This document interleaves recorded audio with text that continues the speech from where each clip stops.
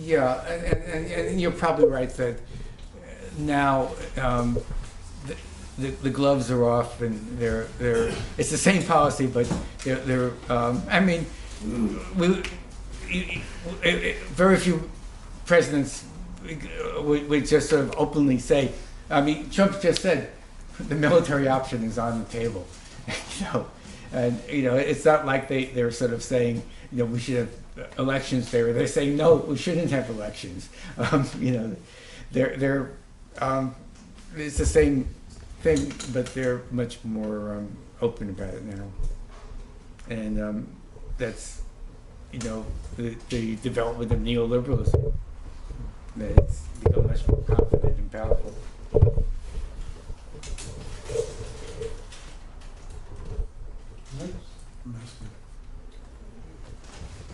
No, do you know these election results, Chavez compared to Maduro?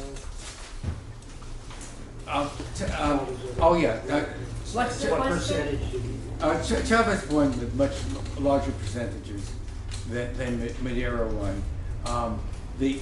Well, I guess in this last election, Maduro won with a very high percentage too, as high as Chavez's thing. But the first election in 2013, he only won by 1.5% margin.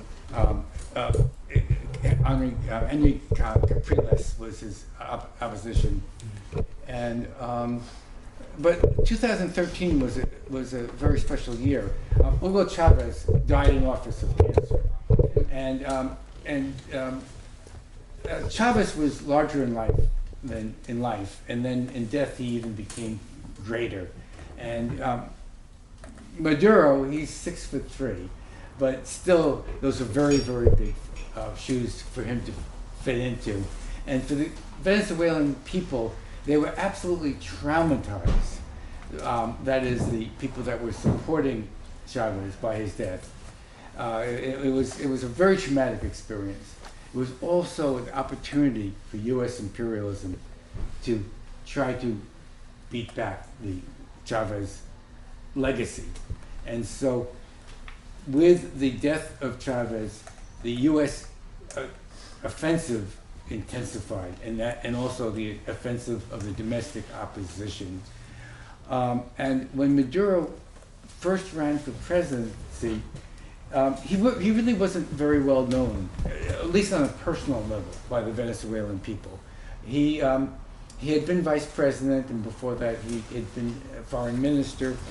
He came from a humble background. He was a union man. He was a bus driver. And in fact, the opposition is very fond about talking about him as a bus driver, as if that was a bad thing for him to be.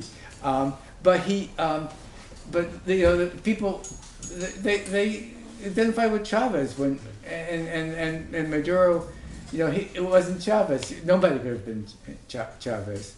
So, and this election, I think one of the things that was very telling was that Maduro, at this point, really had developed a tie with the rank and file, and a personal affection with the people. And so this last election was not only an affirmation of the Bolivarian revolution, but it was very much an affirmation of Maduro as the leader, and one that was highly respected by his supporters. Of course, he, you know, completely the opposite of respect by the opposition. I'm not clear. You want to speak? If we've gone all the way around. We have.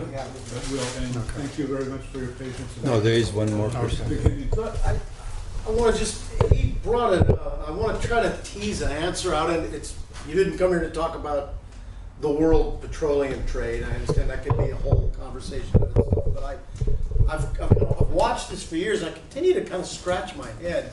You just said a few minutes ago, you made the point they were able to build a couple million units of housing, and good quality housing. So there's wealth coming in, and I appreciated the analogy with Chile and the Allende government in the early 70s. I mean, it seems like they're trying to sort of walk a narrow line, you know, introducing some socialist reforms, but not going all the way over to completely seizing the economy. leaving aside any analysis of whether that would make sense or not, I don't understand that it's continuing this economic crisis. I get the U.S. is putting a lot of pressure on them, and as an analogy going back to Chile, the CIA engineered a strike of owner-operator truck drivers, which really hurt the economy. So maybe you could give it, I'd appreciate it if you give an example or two of that kind of machination. But why is it, even with this big drop in the sale of oil, they can sell oil to Iran, they can sell oil to China, why are they in such an economic crisis? I don't quite get it. If you could say a little more about that. Yeah, I could certainly speak to it, and then again, 2 minutes is kind of a limited time. It's sort of where to begin. The sanctions started in 2015 with President Obama, where President Obama absolutely lied. He called Venezuela an extraordinary national security threat to the United States. I mean, it's a tiny country. You know, Venezuela, there's 7 U.S. military bases to the west in Colombia. There's 2 military bases in the islands, the Dutch colonial islands to the east. The Caribbean coast of Venezuela is being patrolled by the U.S. Fourth Fleet, the most powerful navy, nuclear-powered navy in the world, and Obama says they're a threat. It's They are. National security. It's a threat of a good example. Yes. Well, Grenada was the Reagan. Yeah. So, they have sanctions. The sanctions are to prove that socialism doesn't work. But it really proves the opposite. If socialism didn't work, then they wouldn't need sanctions. Yeah. Sanctions prove that socialism does work. But then why isn't it working better? And that's really the question that we're asking right here.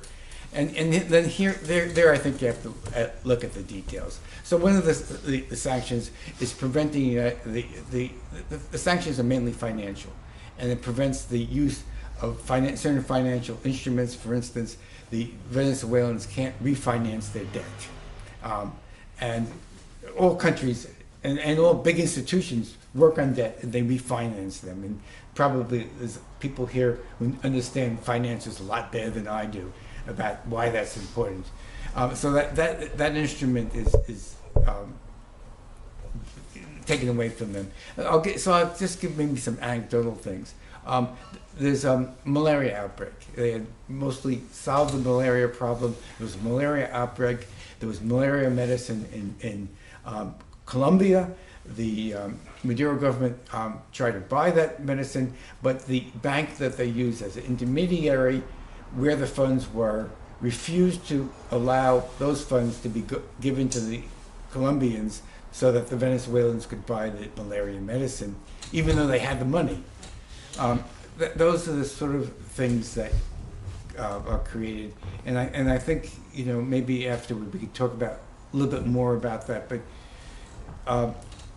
generally, the broader answer is that the world economic system is a capitalist system, and it has the instruments to make a socialist moving entity very difficult. Hold on, good. Moving. Eugene. Yes, well, thank you very much. And this was very good.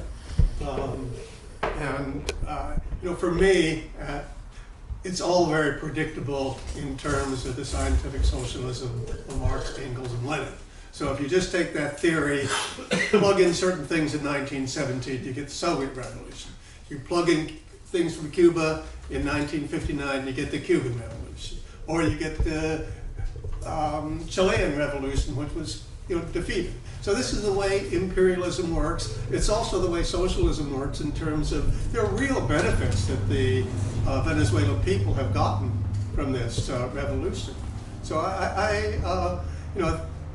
I'll ask you if you agree that this is purely in terms of Marxist-Leninist theory, it's predictable. I also want to just say one thing, or two things. In terms of the Alliance for Progress, as I recall, the Spanish for that is Alianza para Progreso, And there was these signs all over Latin America saying, Alianza para Eso, with the SO highlighted to indicate, well, it's the Alliance for ESO, basically, U.S. corporations. So I found that interesting. I also liked the quote you had from Simón Bolívar about, you know, America is destined to impose misery on Latin America. And this the Mexicans have some saying about, you know, Mexico is so far from God and so close to the United States, which is a problem there. But I'm glad to see that the Latinos are really stepping up their, I mean, the Maduro election is very good. Lopez Obrador in Mexico, yeah, very good. And our a woman in the Bronx, again, a Latina.